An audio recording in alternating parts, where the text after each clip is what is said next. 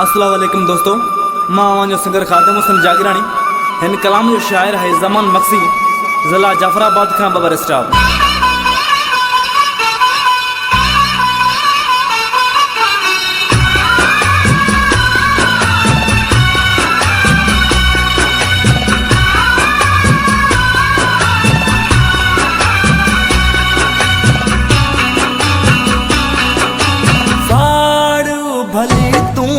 जिगर रखे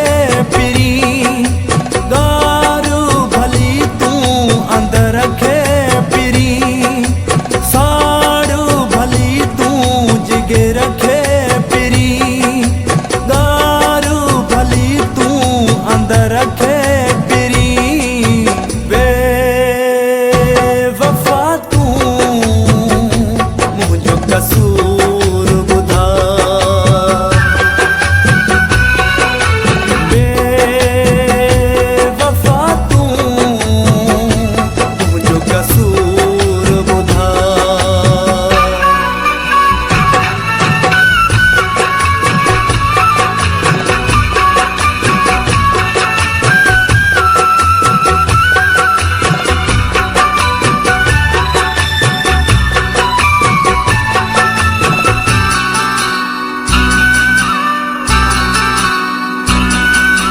कहिड़ी गलती थी या तोड़े सज़ा मूंखे बेवफा तूं आहीं मां छा चवां तोखे। कहिड़ी गलती थी या तोड़े सज़ा मूंखे बेवफा तूं आहीं मां छा चवां तोखे। बेरहम बेवफा कर जफ़ा भली हर घड़ी हर दफा दे सजा भली पैदा करण वारो ही फैसलो कंदो साड़ू भली तू जिगर रखे पिरी गारू भली तू अंदर रखे पिरी बे वफा तू मुझो कसूर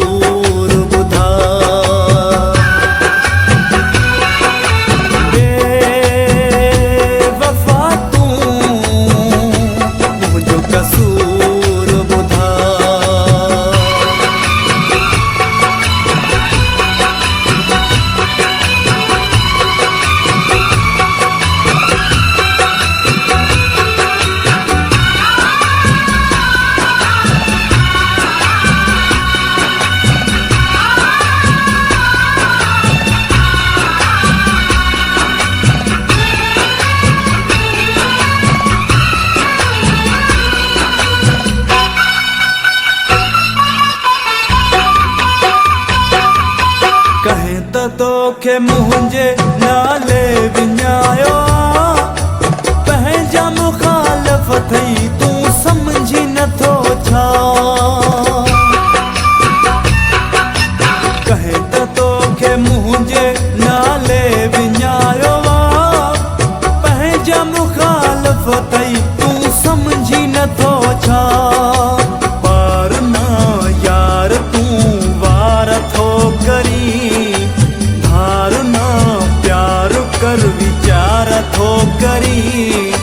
पैदा करण वारो ही फैसलो कंदो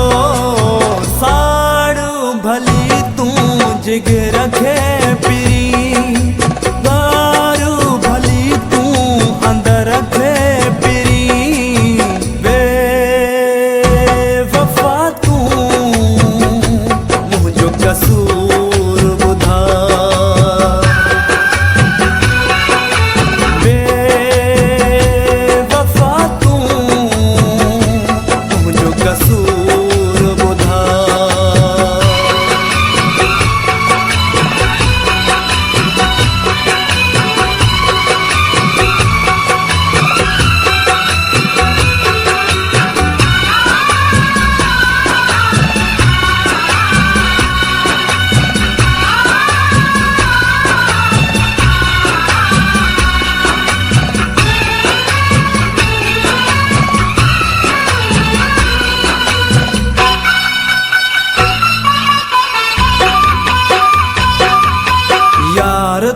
तोखे मुंहिंजी यारी नथी वणे